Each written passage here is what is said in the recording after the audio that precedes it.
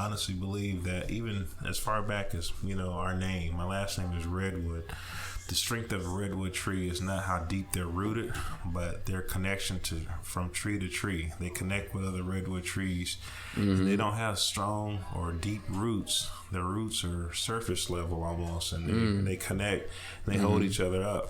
And I honestly believe that that's our purpose in life, man. Hold your fellow man up. Hold your neighbor up. Lift them up when they fall, and try to help them along when they look like they might be a little bit weak. I'm Andre, and this is the Speak Your Life podcast, where we talk about everything as it relates to education, careers, values, mentors, and anything to do with purpose. We do this one impactful conversation at a time, whether it's solo dolo with yours truly or our amazing guests to share stories, industry insights, encouraging words, and calls to action that can help you get closer to your why. Become a part of the Speak Your Life community by subscribing today to the podcast and following us on Twitter, Facebook, and Instagram at Speak Your LYFE, because life without your why is meaningless. And today's guest is a Little Rock native, a graduate of Philander Smith College, went on to master the art of sales for 13 years, is now the proud owner and co-founder of the one and only Wings Cafe, an artisan-style wings restaurant in the local Kansas City, Missouri area for over 8 years now. He is a husband and a father of two, where they have been also, their Wings Cafe has been featured on countless print and online articles, magazines.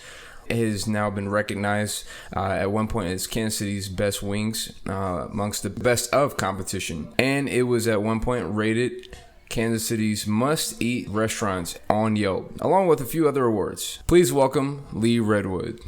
Thank you, sir. Thank you. Glad to be here. Yes, yeah. Welcome. How are you doing? I'm doing pretty good. Good. Had some good old food for Thanksgiving. I'm sitting here at the table, leaning to the side with a full belly and a full day of shopping. So my eyes are glazed over and my belly is full. Nothing wrong with that, man. Nothing wrong with that. You gotta enjoy these holidays. They come once a year, so let's get right into it. Tell me your 5-minute life story. My 5-minute life story. Born and raised in Little Rock, Arkansas. Got 3 sisters, 1 brother. I was the youngest of all those, and grew up thinking we were just dirt poor. And went off to college. Mom had me to go grab some cash, and out of the cash box that she kept under her bed behind a wall and in a safe, and realized she had some cash, and I was like, whoa, we got a little bit of money at least. So after graduating from college, I went on to conduct business with Merck Pharmaceuticals and went to Johnson & Johnson, and we since struck a brand or idea out on our own with Wings Cafe, amongst several other businesses over my lifespan, but this one being the one that stuck and the one we're most passionate about. Yeah. And that's where we are now. Good. And I failed to mention, this is my uncle, by the way, guys. What up? Every day, all day, every day, even on Friday. He finds a way to embarrass me no matter what age or what platform, no matter where I am. That's why I didn't want to say that at the beginning of the intro, but I kind of have to now. But anyways, so you mentioned, my grandma, which is your mother, and I know that they had a big influence and a big impact, and but what about their experiences in business kind of inspired you to become what you are today? I think their resilience. I mean, no matter what was going on, they stayed in there. I mean, that was the one thing that stuck with me the most. My father, your grandfather, he sat me down when I started my first job and was like, listen, I don't care who your employer is and what's going on in life. Give your employer a good, hard, steady work. And it was one of those things that kind of just stuck with me. And it was almost like it echoed when he said it. Yeah. And no matter who your employer is, no matter whether you're self-employed or employed by someone else, you give your employer a good hard day of work. Yeah. And again, just their resilience in business and their efforts in life and the things that they encountered, that coupled with that just kind of kept me in the fight no matter what it was. Yeah. That's and so they, whether it was real estate or even the barbecue restaurant. Right. So do you feel like the barbecue restaurant kind of influenced your inspiration to want to start a restaurant yourself? Yeah, definitely. I mean, I grew up from the 8th grade through college. Yeah. In the barbecue restaurant and stuff, and it definitely gave me a level of confidence and just some know-how, just knowing that I had been in that some of the situations once before and so on. So I was able to draw upon those memories and maybe the way to take on business and customer service at that capacity. Yeah. So what were some things that you got to do? Were you a cashier? Were you a busboy? That's funny. So the road never changed. At that time, I was pretty much everything. Anything my parents needed me to be, that at the time I was there. It was real MVP. Right. So there were situations where I was in the restaurant by myself. I was a cashier. I was a cook, and also took orders out. And there were other situations where we may have been training other employees, and I took advantage of that as well. So, but all in all, we were able to pretty much take on different roles, and just whatever it took to bring the team together or make it happen in the restaurant. It was that was what we did. Yeah. So you probably didn't have regular hours, 9 to 5. You probably had some after hours and come in early after school, cause. Right. No, it was get off the bus and go to work. Pull the meat off the smoker, or run to the store and get some supplies, bell peppers or some onions because she was making some sauce, or make some baked beans, whatever the case was. I was pretty much whatever they needed. So wow, yeah. The things we had to do for family. Yeah. So I know I've called upon you all on several occasions to kind of help out, and it was just something that I saw modeled and stuff. I was leaned upon, by my parents and so on, and me being your uncle and thinking I can use some of my power of persuasion on you guys.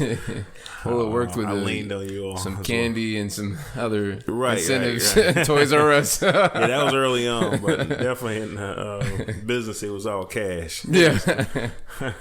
Yeah, that's right. So, but yeah, so working at the restaurant there with your parents, and then just getting older and just doing your own thing, and what was that point where you're just tired of the corporate life, and was there a certain point, where is there like many points that you're just like, hey, I'm done with this? Right.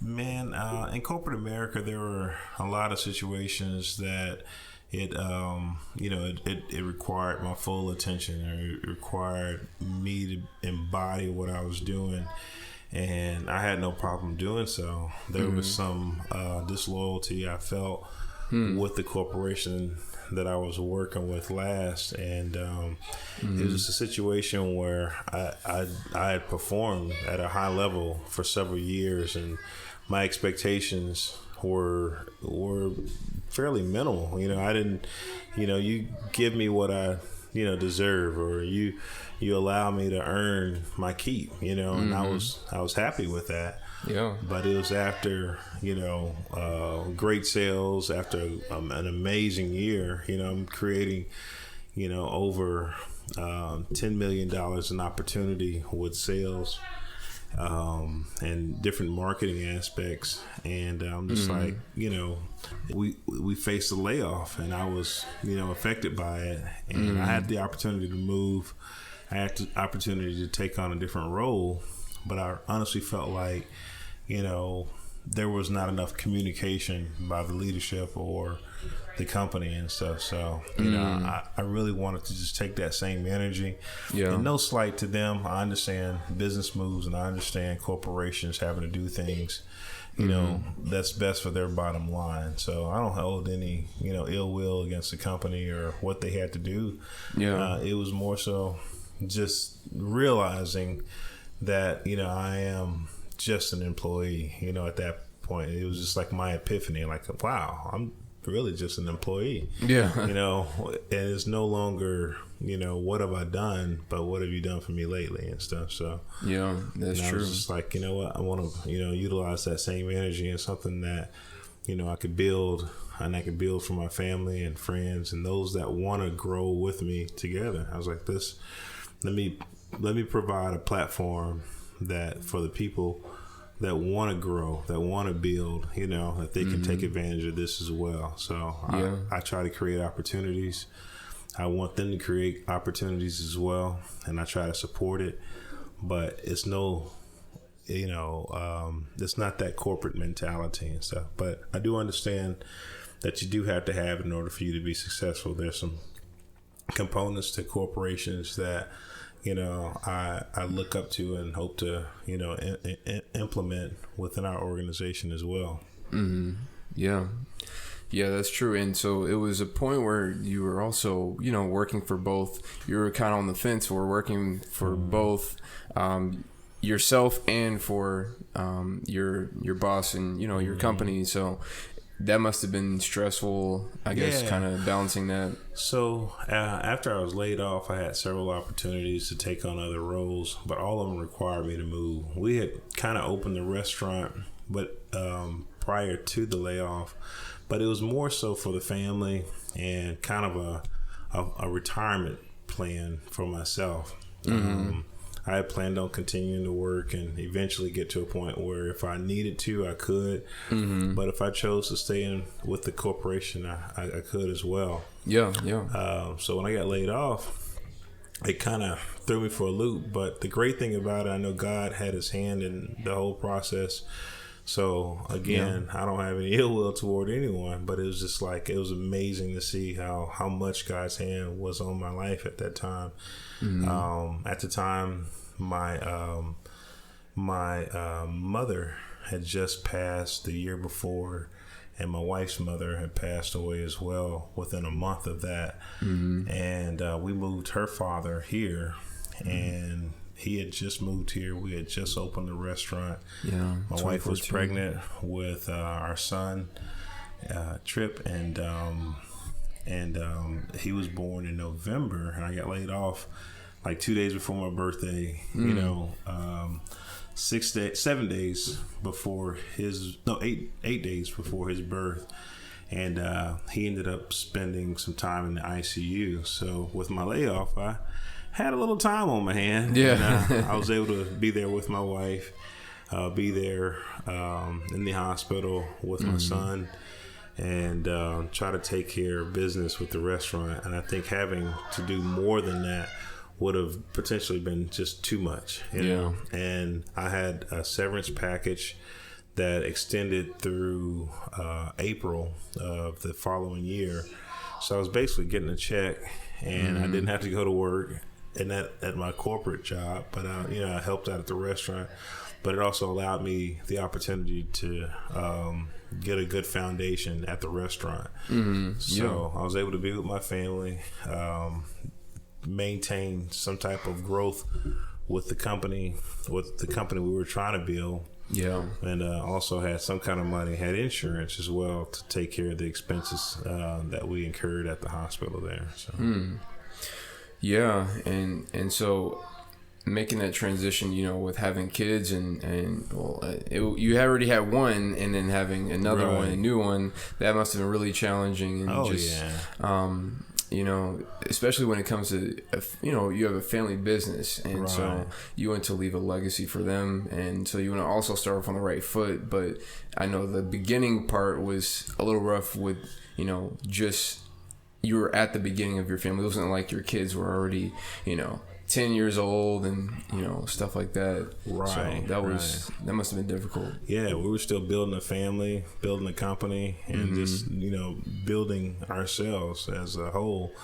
And the Wings Cafe was not just to give us the opportunity to have a working situation that we all could enjoy, but it was also, I had family in mind, my wife's brothers, my niece and nephews, everybody. That's it was me. an opportunity, right?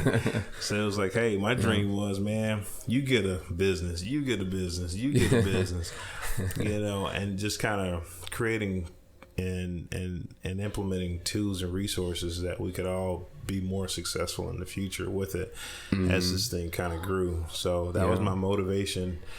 The days that I had opportunities to go back to work with another company or even with the same company, it was just like, you know what? I'm building something even bigger here. This is a sacrifice I'm making. Didn't make nearly as much money. I probably made a third of what I made in my corporation, if that. Yeah. And the money was definitely not the motivator. It was everything that could be, like could become, know. So I honestly believe like we were strengthening our own wings, no pun intended. It's like, we were learning to fly. And at that time, we experienced so many hardships with the business, with family, the death of family, the loss of jobs. It just seemed like everything just came one after another. And we were still pumping money into the business and not looking at it like because I had such a great job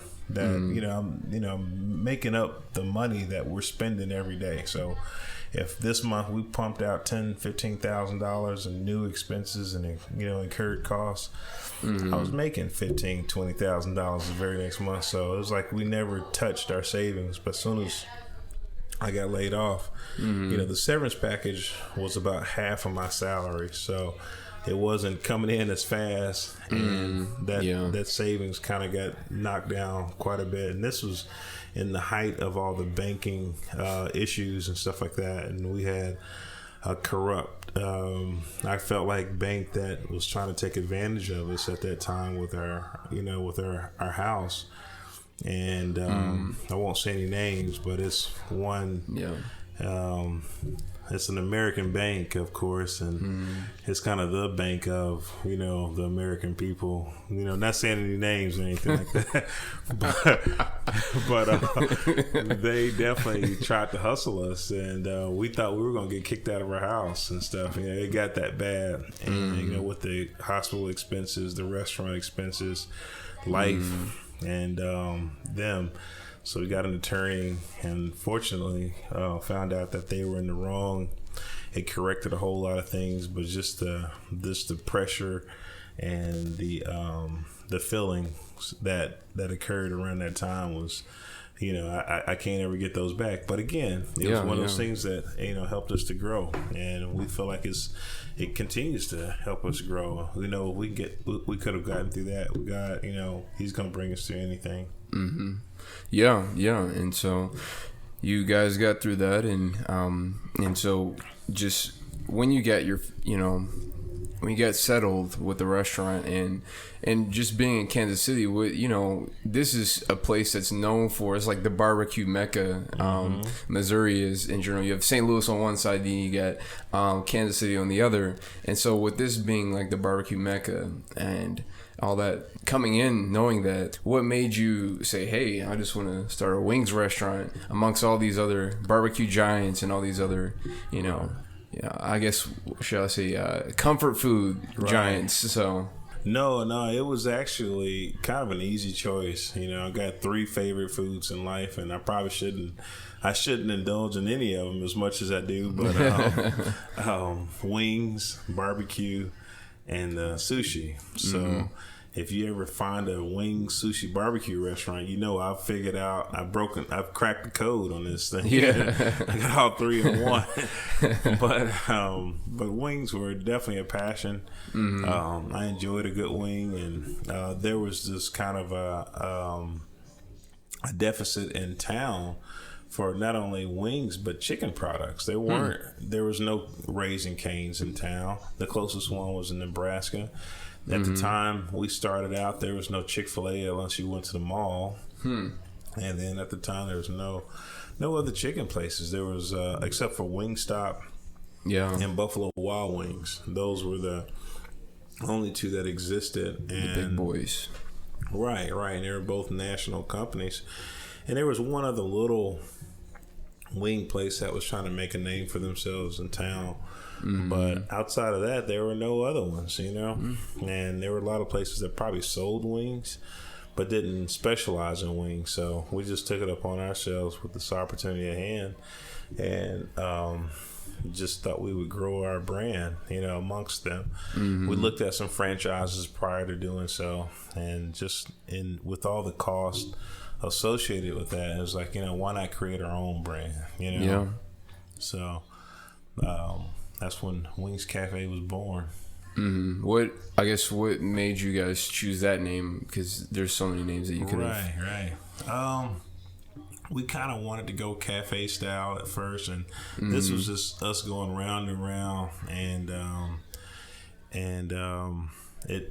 we knew we wanted wings in the name. We were trying to single out a single name as opposed to two, because a lot of the big companies are like McDonald's or Panera Bread Company. It used to be Atlanta Bread Company or something, and different things like that, and they all come down to one. So we couldn't figure it out, but maybe as our transition to something bigger, we'll come up with something cool. But we really like the Wings Cafe part. We feel like we definitely are artisans in our craft and trying to bring wings. So we create different flavors all in house.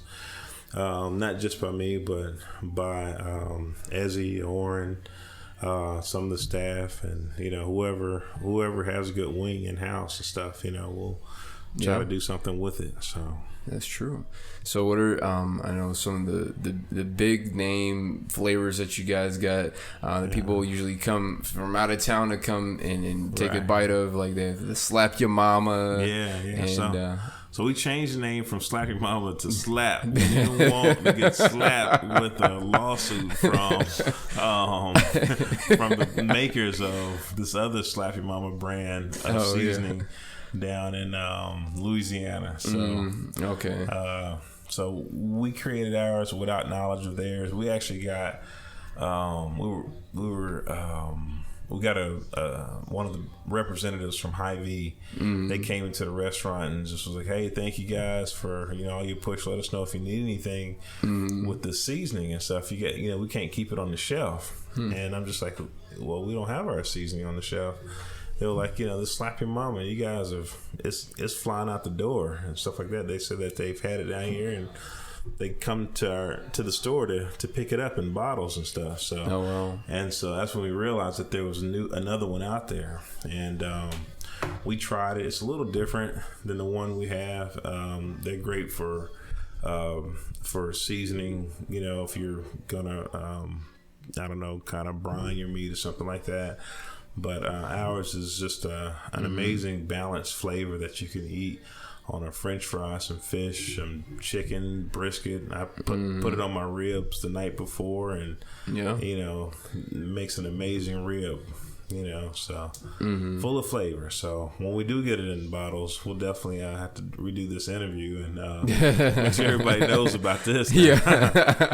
But there's some other flavors that people usually come in for too that people just are amazed by, like Voodoo, Durango, and then all these crazy cool names that are associated with it as well.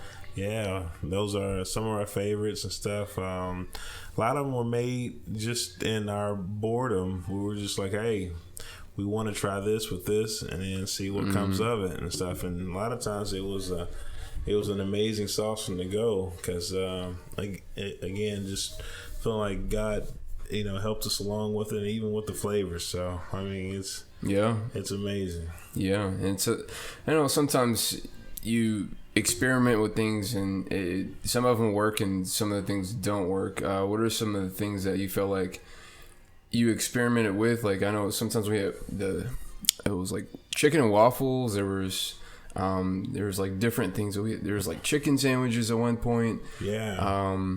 What are some things that you feel like, you know, you tried but it didn't work, and there's some things that you tried but did work and were successful?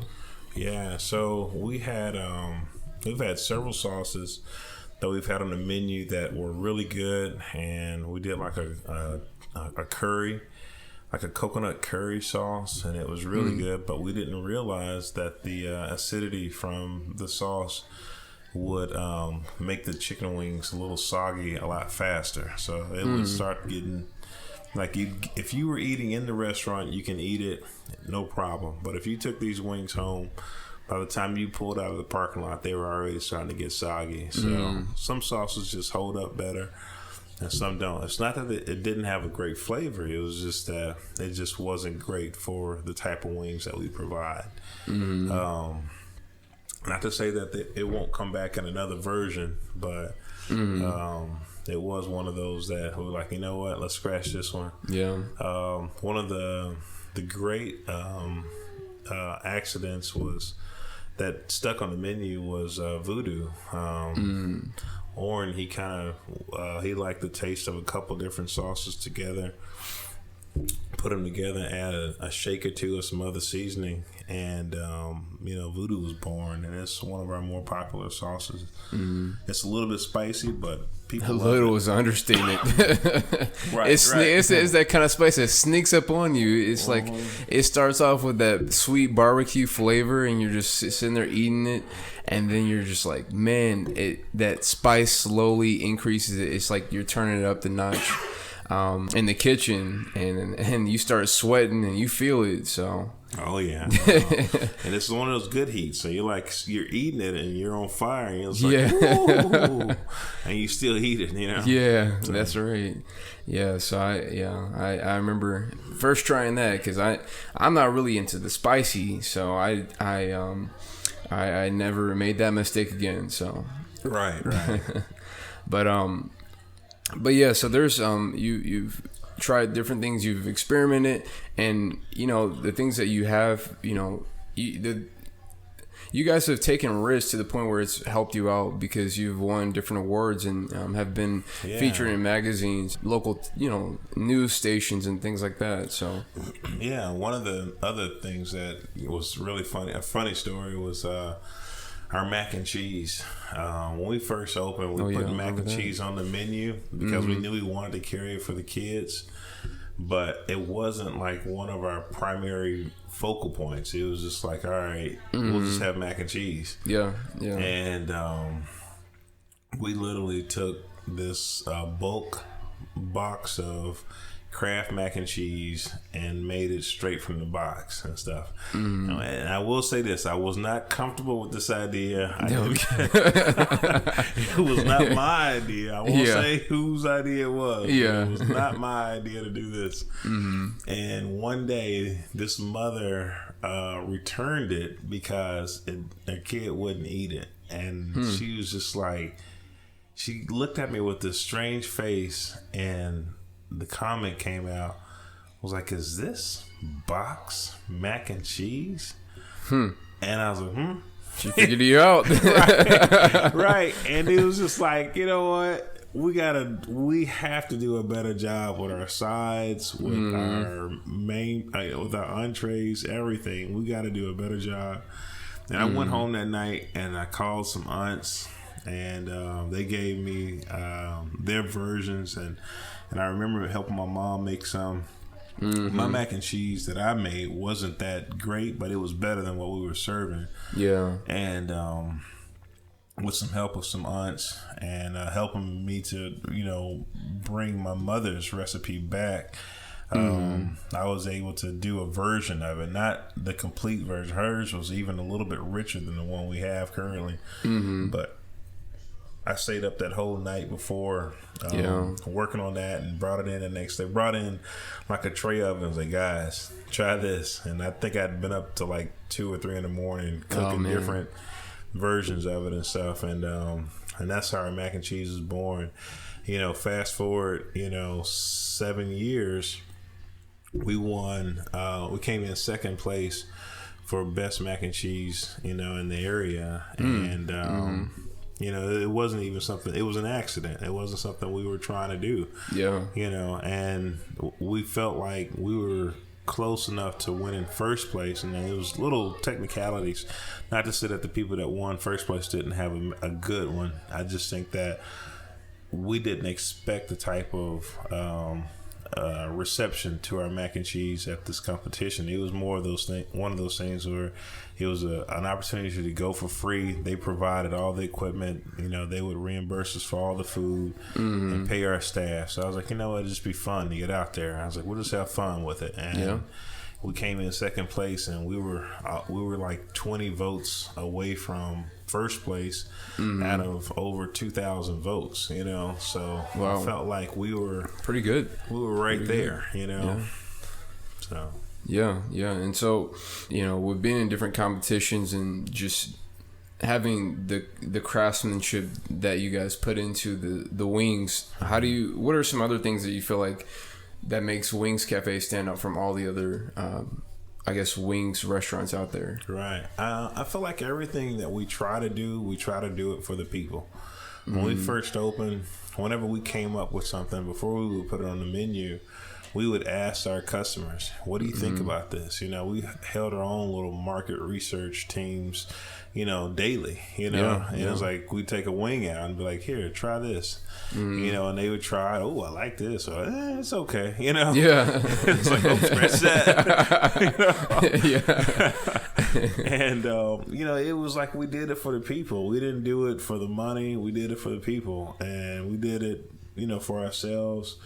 Even if we thought we liked it, like even if it was a sauce that I was like, "Ooh, I really like this one," I wasn't so bold to say that everybody was going to like this, and I wanted people to try it. And fortunately, the people that did try it, they liked it as well. So it was just like, all right, we're on to something. Yeah. And as we stayed in business longer, our passion for it grew, our desire to do a better job, and it got to a point where we just had to stop creating sauces. We got up to we've got 45 different sauces.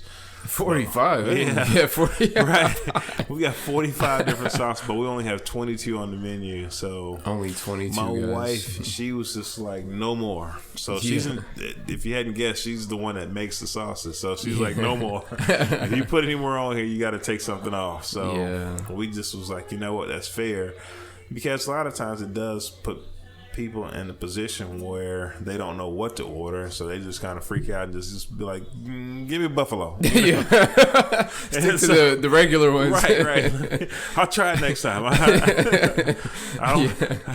I can't handle the pressure here. I remember being cashier, just watching the blank stares, first timers. Oh, I came here from Yelp, and I would just be helping people going through like the 15, 20 different flavors, and they still would, I don't know, they would ask me what I thought, and I'm like, hey, you should get, I don't know, Durango or barbecue or something like that. So it's when you have too many options are good, but too many options gets overwhelming. It does. So but that was the one thing we learned from that. So we try to keep the options, to a minimum. We don't want to take anything else away right now. But we said next year we'll try to bring out one additional flavor, each month, and then allow people to maybe purchase a bottle of it if they really, really like it. Get a bottle, or if you want to vote on it, if it's that good, maybe we can either add or look at taking something away, in the future. But I think staying fresh and new with different things on the menu and different options was one of our strong suits.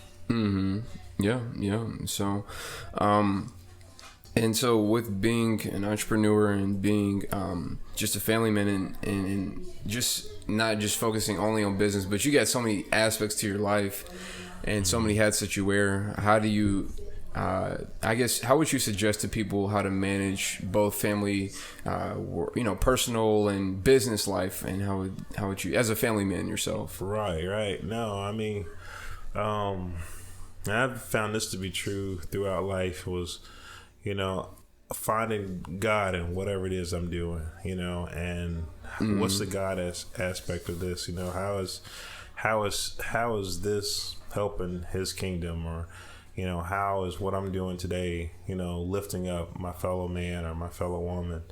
You know, how am I bringing, you know, people closer together?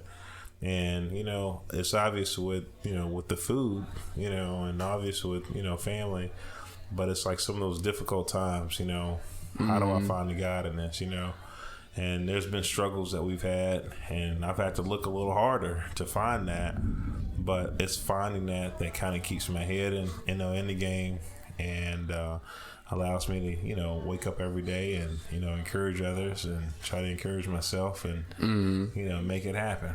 Yeah. And so would you say that encouraging people and beyond the wings, would you feel like your why in life, your purpose in life is, I guess, to connect with people and encourage people? What would you say? What your why is? It's you know, again, in finding the God in everything that goes on in my life, you know, I look at all aspects, and you know, I'm looking for ways that He's trying to teach me or show me something here.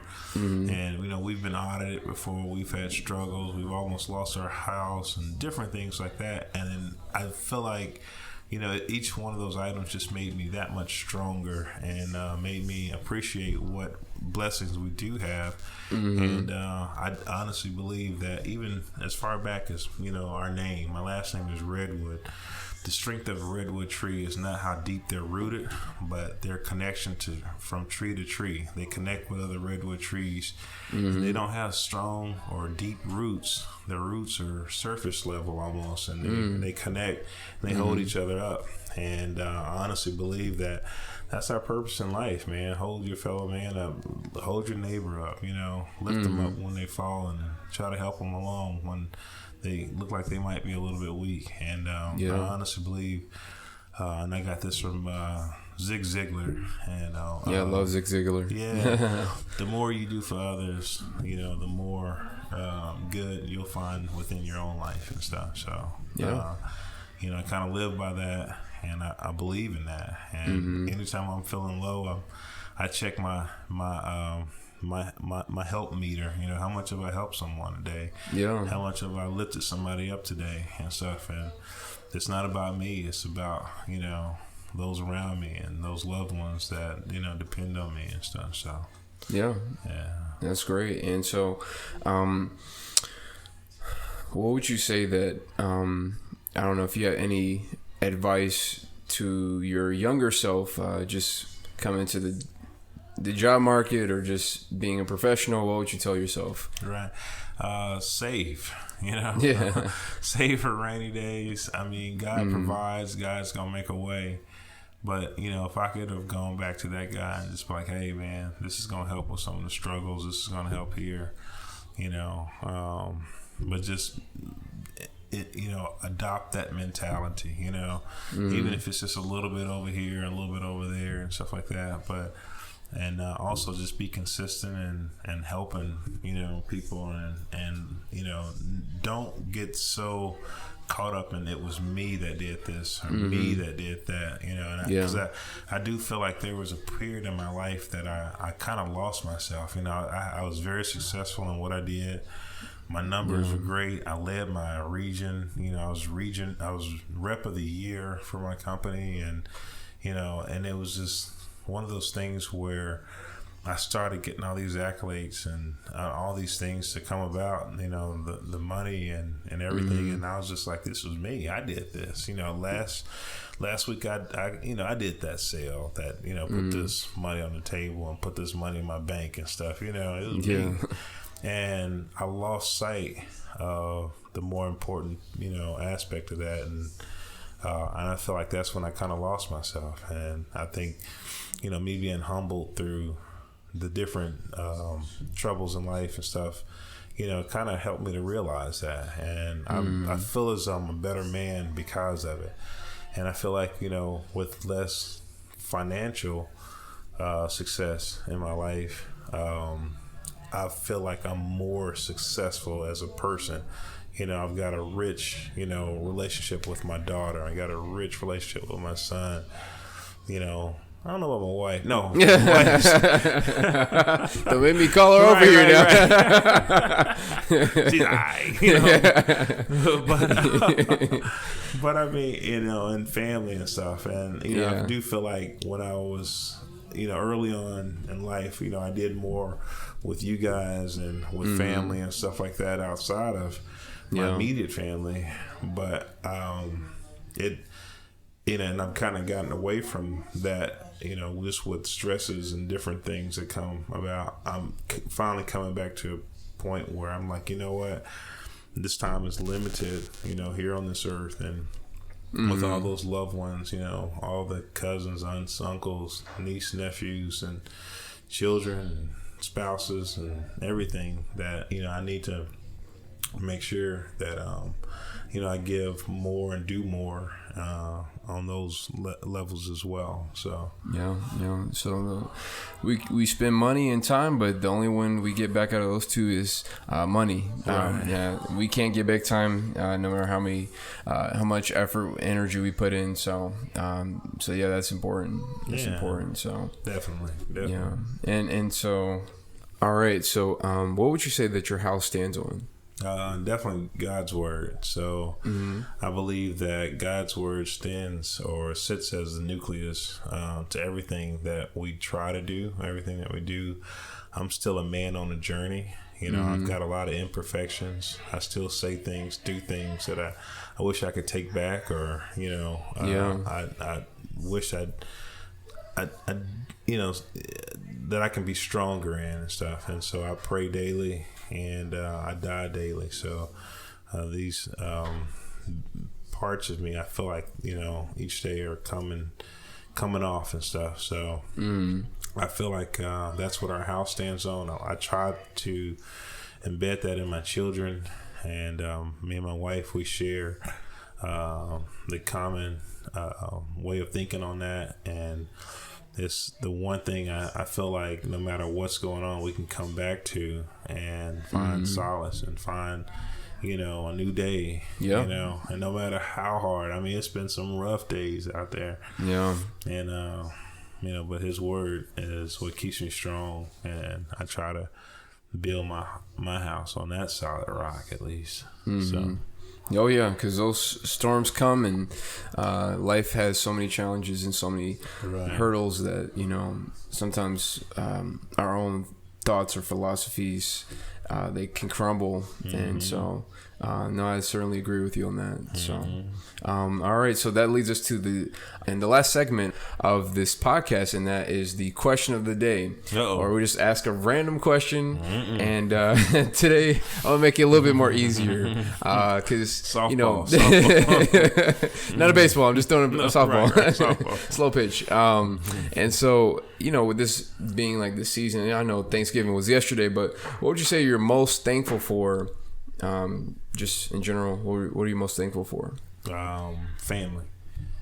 So I can attribute so much of my life to a strong family foundation, and that extends past brothers, sisters, parents, his cousins, aunts, uncles, those around me that enjoy their family and so on. So I do a lot of what I do now for family, and it's amazing how much of an influence my family as a whole has had on me.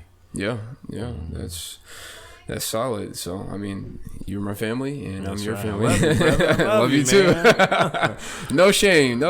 So, all right, guys. So if you are a native of the Kansas City area or just visiting, be sure to look around for a spot. If you're looking for a spot to grab some good eats, or you're just in need of a catering job for any occasion, and then be sure to find the Wings Cafe on Facebook, Yelp, or any place.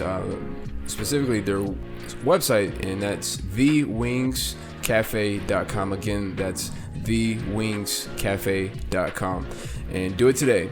All right, again, thank you guys for listening for today's episode, and be sure to subscribe to the podcast. Follow us on Instagram at Speak Your Life, and give us any feedback from today's episode. All right, we'll see you next time.